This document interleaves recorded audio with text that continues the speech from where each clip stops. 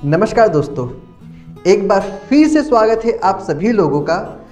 तो दोस्तों, आजकल हम अधिकतर देखते हैं हम इतने भौतिकवादी हो चुके हैं, हमें इन वस्तुओं के अलावा कुछ दिखाई ही नहीं देता। मैं जरा आपसे पूछता हूँ, आपके लिए सबसे प्रिय क्या है? हो सकता है आपका मोबाइल, आपका लैपटॉप, आपका घर या कुछ और वस्तु हो सकती है।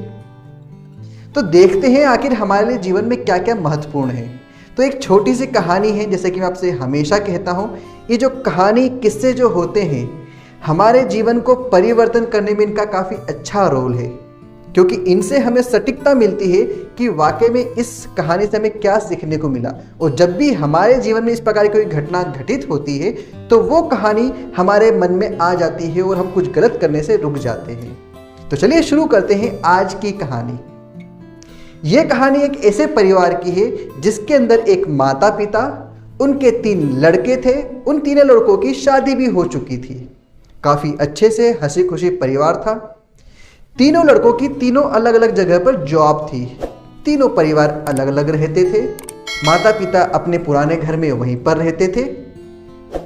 जब भी कोई कार्यक्रम होता था, तीज होता था, त्योहार होता था, तो सभी आके मिल जाते थे और बड़े अच्छे से रहते थे, बड़े मिलजुल कर रहते थे, बड़े प्यार से रहते थे। उसमें कोई समस्या उनके नहीं थी।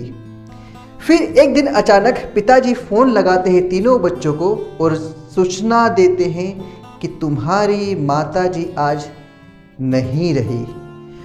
तीनों बच्चे अपने बीवियों के साथ दौड़ते हुए आते हैं, अपनी माताजी का क्रियाकर्म करते हैं, बड़े अच्छे से उनका कार्यक्रम करते हैं और बड़े दुखी मन से उस पूरे क्षण को बिताते हैं। लगभग 10-15 दिन होने के बाद सभी अपने घर की ओर जाने की ओर प्रस्थान करते हैं। तो उस समय बोलते हैं कि पिताजी अब हम चलते हैं। परंतु पिताजी ने कहा कि जाने से पहले मेरे पास तुम्हारी माँ की कुछ निशानियां हैं, वो लेते जाएं। पिताजी जाते हैं अपने एक अलमारी के पास, उसमें से एक चांदी का बक्सा निकाल के लाते हैं। उस चांदी के बक्से को ओपन करते हैं, खोलते हैं। उसके अंदर देखते हैं एक सोने से जड़ित या सोने से बनी हुई एक घड़ी रहती है। बीच का जो बच्चा रहता, मंझला जो बच्चा रहता है, लड़का रहता है, वो झट से बोल लेता है, अरे ये तो मेरी माँ की ही घड़ी है जो हमेशा मेरी बीवी को देने की बात करती थी। पिताजी आपको कहाँ से मिली? तो पिताजी ने कहा कि मैं यही देना चाह रहा था, परंतु मेरे मन में संकोच है। एक तो यह चांदी का संदूक है जो बड़ा सुंदर, बड़ा पुराना है, और इसके अंदर रखी हुई एक घड़ी, परंतु मेरी 3 बहू हैं, तो मैं इन्हें कैसे दूं? तो मंझला बेटा झट से बोल उठता है कि पिताजी चिंता क्यों करते हो? क्यों? क्योंकि ये घड़ी थी, ये तो मेरी पत्नी को देने की बात की थी माँ ने, तो उसे दे दो। और ये संदूक है, ये सबसे छोटी वाली बहू को पसंद था, तो माँ उसे देना चाहती थी, उसे दे दो। तो पिताजी ने कहा, मैं भी सोच तो यही रहा था, मुझे भी ये बात पता है, परंतु तुम 3 बहुएं हो और मैं तीनों को कुछ न कुछ देना चाहता हूं। उसी समय जो बड़ी बहू थी वो खड़ी खड़ी देख रही थी। उसने उस समय किसी से कुछ नहीं कहा। फिर छोटी बहू ने फिर से एक बात बोल दी, जो चांदी का संदूक है वो मुझे आप दे दीजिए। पिताजी ने सोचने की कोशिश की कि मैं क्या करूं। इसी दुविधा में, क्योंकि छोटी बहू को चांदी का संदूक, मंझली बहू को सोने की घड़ी और बड़ी बहू को मैं क्या दूं, इस सोच में डूबकर जो ससुर जी थे वह सोचने लगे कि मैं अब क्या करूं। इसी सोच विचार में जब वो बैठे थे अपना नीचे मुंह करके, तभी बड़ी बहू बोल उठी कि पिताजी आप चिंता ना करें, हमारे पास एक और बहुमूल्य वस्तु है, हम तीनों में बराबर बांट सकते हैं। तभी देखा गया कि जो दोनों लड़के थे, सबसे छोटा लड़का और जो बीच वाला लड़का, वो एकदम आश्चर्य में पड़ गए। और दोनों बहुएं भी आश्चर्य में पड़ गई कि हमने पहले बोल के कोई गलती तो ना कर दी कि ये बड़ी बहू बोल रही कि बहुत बड़ा अनमोल रत्न है और ये क्या ले लेगी। हमने जल्दी बोल के जरूर कुछ ना कुछ गलती कर दी है, हमें छोटा ही उपहार मिलेगा और इसे बड़ा मिल जाएगा।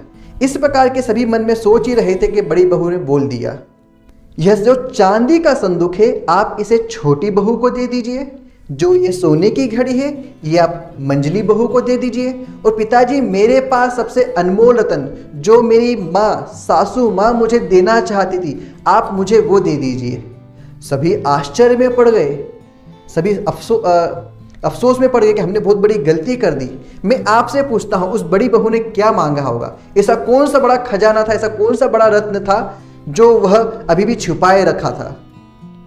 जी दोस्तों, बिल्कुल सही आपने सोचा है। वो जो सबसे अनमोल रत्न था वो उनके पिताजी थे, उनके ससुर जी थे। तो बड़ी बहू ने कहा कि पिताजी मुझे आप चाहिए, मेरे मरने के बाद तुम्हारे पिताजी को सबसे बड़ी बहू यानी कि मुझे ही रखना है। तो पिताजी मैं आपसे निवेदन करती हूँ कि आप मेरे साथ मेरे घर चलें, क्योंकि आपसे बड़ा खजाना, आपसे बड़ा रत्न क्या हो सकता है।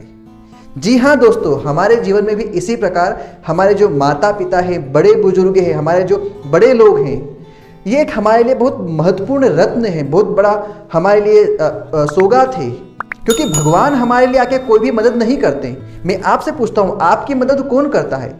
आपके जीवन में जो भी चीज़ों की आवश्यकता पड़ती है, जब दुख आता है, कोई परेशानी आती है, तब कौन आपके साथ में आता है?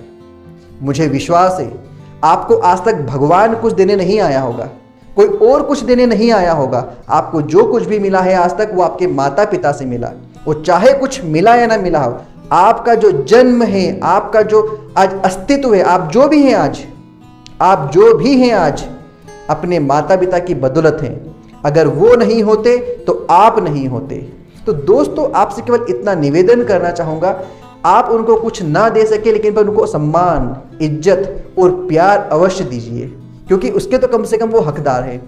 तो दोस्तों, अपने माता पिता को ना भूलिए, अपने बुजुर्गों को ना भूलिए, उनसे कुछ समय निकाल कर बातचीत कीजिए, उनके साथ बैठिए, उनसे कुछ विचार कीजिए। जरूर आपको कुछ सीखने को मिलेगा, कुछ न कुछ ऐसा मिलेगा जो आपको बाहर की दुनिया से नहीं मिल सकता है। तो दोस्तों, मुझे लगता है आपको मेरी बात समझ में आई होगी। इसी प्रकार अपने जीवन को परिवर्तन करते रहिए। अगली बार फिर से मिलते हैं, तब तक के लिए नमस्कार।